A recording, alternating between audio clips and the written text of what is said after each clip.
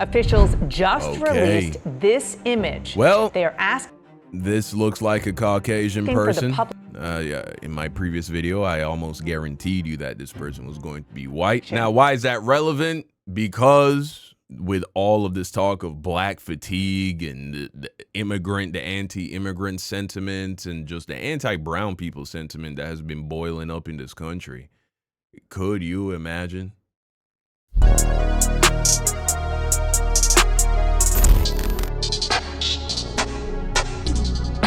Charlie Kirk assassination updates. All right, let's check this out, man. Let's see if they've made good progress. So the hunt for Charlie Kirk's killer is underway, and as of recording, no suspects are in custody. The identity of the shooter remains unknown, but the FBI did just release the first photos to the public. Before we get into all that, I want to start at the beginning, right? What happened yesterday while Kirk was speaking at Utah Valley University. It was meant to be the first of 15 stops on his American Comeback Tour, which his organization, Turning Point USA, described as being aimed at giving students the tools to push back against left-wing indoctrination in academia and reclaim their right to free speech. And then with that, you saw the event taking the format that he's probably best known for, which is the Prove Me Wrong segment, in which he invites attendees to ask him questions, debate him, and otherwise try and prove him wrong. Right, and the clips from those interactions, they rack up millions and millions of views each on social media. Then instead, what we saw yesterday is that roughly 20 minutes into the event, someone asked, do you know how many transgender Americans have been mass shooters over the last 10 years? Kirk answers, too many. And the same audience member goes on to say that the number is 5, and then that person asking Kirk how many mass shooters there have been in general in America over the past 10 years, with Kirk asking, counting or not counting gang violence. Man, what a crazy last quote. What a crazy last statement. And then to be killed in the way he was. Wow. Shot in the neck. As we talked about yesterday, it was horrific. If you have not seen it, I do not recommend you go look at it. His head snapped back. There's blood pouring out. There was panic, screaming, shouting. Some people took cover. Some people ran. And then within a couple of hours, it was confirmed that Kirk had been killed. And Utah Valley University told students on campus to take shelter inside until they could be escorted out by police. Right. And actually with that, it's now being said that they've closed their campus and canceled classes for at least the rest of the week. Then what we saw is that by the end of the day, 2 people had been taken into custody, but both ended up being released without being charged in relation to the shooting. Though notably, you had FBI Director Kash Patel prematurely writing on X that the subject of the horrific shooting that took the life of Charlie Kirk was in custody. Right, and with that, you had places like the New York Times noting that that was unusual that the FBI director would personally take the lead in releasing information about the shooting. And even more unusual that he chose to share the information minutes before state and local officials were scheduled to provide a press briefing. And then actually with that, you had Patel having to walk back his earlier claim and announce that the subject in custody has been released after an I think it's because a lot of people are looking at Patel as someone who isn't competent or trustworthy with the way the Jeffrey Epstein stuff has been handled. And so I think he was trying to secure an easy win and be the face of we got him, right? But hey, well, you chase escapes, right? Interrogation by law enforcement, and adding, our investigation continues and we will continue to release information in interest of transparency. Also, I'll say that around that time, the idea that the shooter was in custody had already been accepted by many. And in fact, there was a video of a man briefly detained after the shooting that made false claims that a Canadian man bearing his resemblance was the shooter. And that rumor reportedly originated from an account on X called Fox 11 Reno, though that doesn't actually have any relation to the real Fox News. And so instead, it looked like it was an account that aimed to capitalize on the lack of information around the shooter and try to get traffic to the website and generate some ad revenue. But then I'll say, with so much wrong information out there and just unknown about what's happening, we got to talk about exactly what we do and do not know. Starting with what we do know is that authorities believe that the shooter fired from a rooftop. And with that, you have videos recorded before and after the shooting showing a person on the roof of a building more than 100 yards from where Kirk was standing. In one video, you have someone saying they saw someone run across the roof and lie down. And then in a second video, the person can be seen rushing away from that spot immediately after the shooting. And then with that, you had the FBI saying in a press briefing this morning that they'd been able to track the movements of the suspected shooter all the way from him arriving on campus, going up a stairwell and getting onto the roof to jumping off the roof and fleeing into a neighborhood after he took the shot. You also had the agency release, which makes it even more mind-blowing that they haven't been able to identify this guy. This guy was careful. A photo of the suspect and asking for the public's help in identifying the person, and in fact offering a reward of up to $100,000 for information leading to the suspect's arrest. Also, you had them saying that they found a high-powered bolt-action rifle in a wooded area near the scene, and with that, you had the Wall Street Journal reporting that that investigators found ammunition engraved with expressions of transgender and anti-fascist ideology inside that rifle. And actually, a senior law enforcement official with direct knowledge of the investigation reportedly told the New York Times that this had not been verified by ATF analysts, did not match other summaries of the evidence, and might turn out to have been misread or misinterpreted. Though with that, I will say, at least as of recording, that detail has not been publicly confirmed by authorities yet. And so then with all that, as of recording, officials have not released an official motive regarding the shooting. But then with all that said, yeah, you know, and people who want this to be a progressive guy, they could make the argument that he's just trying to throw them off his scent by putting anti-transgender rhetoric, which would be in alignment with Charlie Kirk's ideology, which would make his motive more confusing.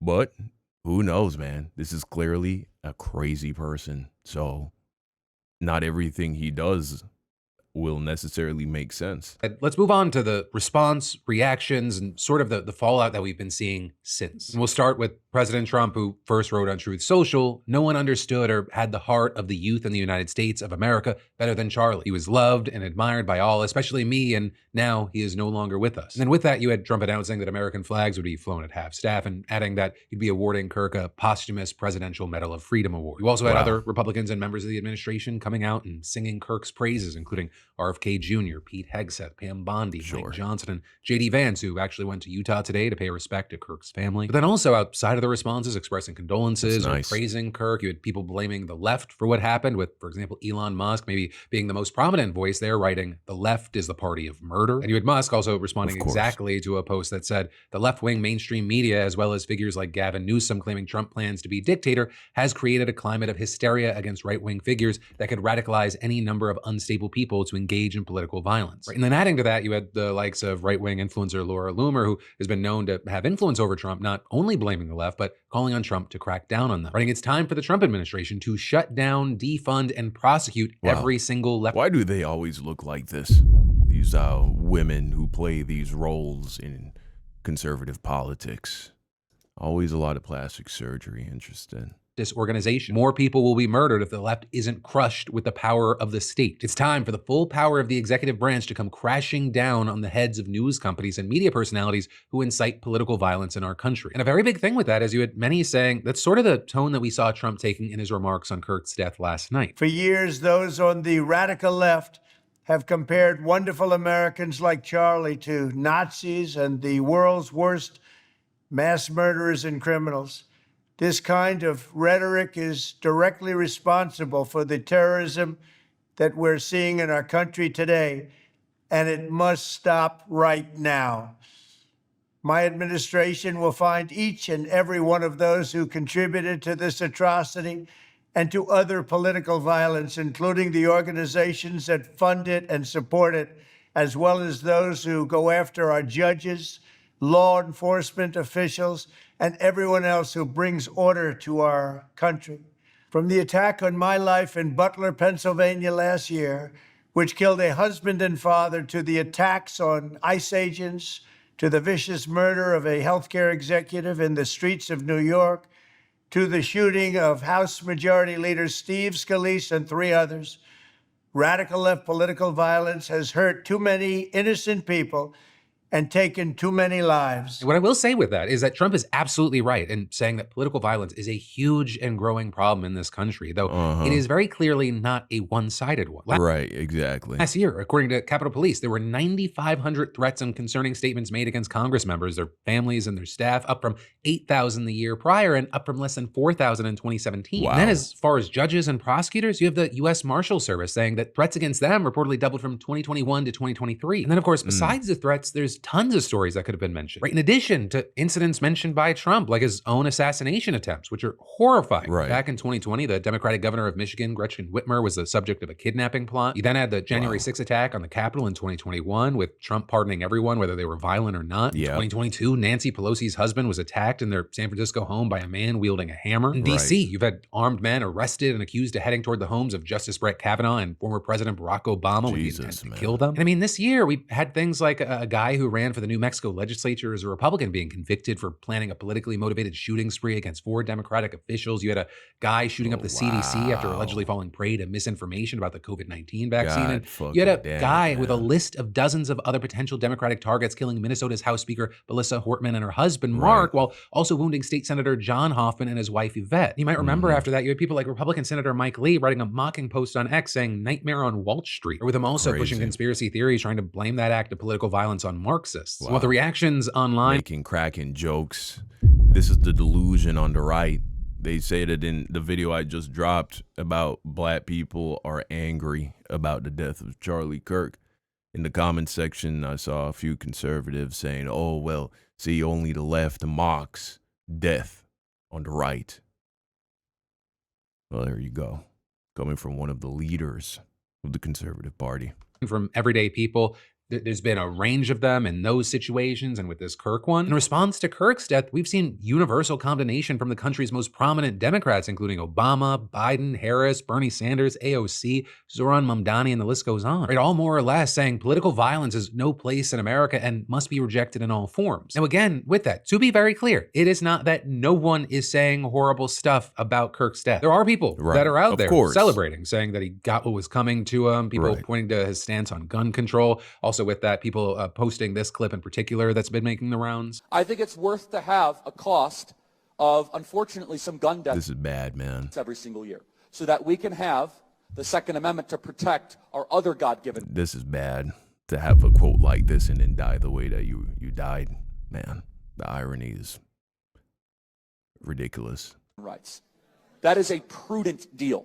It is rational. Right. And in general, we've seen a lot of people yelling at each other. Right. In fact, that's on the level of people who invented shit and then was killed by their invention. Like the guy who invented segways. It's like kind of like that. A shouting match break out in Congress yesterday with Mike Johnson pausing the House in the middle of a series of votes to call for a moment of silence and prayer for Kirk. And for around 30 seconds, people from both parties, they respected the moment of silence. But when Johnson tried to get things going again, Lauren Boebert started calling for him to have someone lead a spoken prayer for Kirk, who at the time was reported to be in critical condition. With Boebert saying, I believe, silent prayers get silent results. And then you had several Democrats objecting. Silent prayers get silent results? Man. Jesus Christ, man. The biblical illiteracy is insane. Jesus says when you pray, go and pray in silence and pray in secret even. But these people don't read the Bible. Pointing out that there was also a school shooting earlier in the day, which we'll also talk about soon, and saying that there was no prayer for those kids. But then you had Anna Paulina Luna, a Florida Republican who was close to Kirk, starting to angrily yell back, saying to Democrats, you all caused this. And then as other Republicans began yelling at Democrats, you had at least one Democrat responding, pass some gun laws. But then many noting that Utah, where Kirk was killed, it has some of the most relaxed gun laws in the country, allowing the purchase and possession of firearms in most cases without a permit or a license. And then also with that, you had people pointing to, in May, Utah lawmakers actually updating state law to allow the open carry of weapons with a permit on college campuses. Though with that, I want to say we do not know if stricter gun laws there at this time would have actually helped in this specific case. But ultimately, that is where we are right now, and we're going to see how this plays out, what more information we get, what happens with this manhunt. It looks like Philip DeFranco doesn't plan on showing the images of the individual that basically the authorities are confident that this is the guy who committed this heinous crime, this heinous murder. The critical development in the manhunt for the assassin who gunned down conservative activist Charlie Kirk. Officials just released this image. Well, they are asking. This looks like a Caucasian person. Yeah, in my previous video, I almost guaranteed you that this person was going to be white. We looked at the statistics that shows that 81% of white victims of murder are killed by white people, despite what Charlie Kirk would want you to believe. And so you would have been betting on a winning horse predicting that he was white.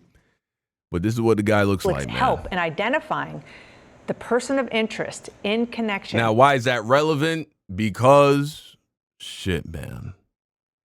With all of this talk of black fatigue and the anti-immigrant sentiment and just the anti-brown people sentiment that has been boiling up in this country, could you imagine the hell that would break loose if this person was a brown person or, God forbid, a black person? Yeah, so it is for the best of the country that he was white. With the fatal shooting. CNN's Nick Watt is following this breaking news. Nick, you are in Orem, Utah.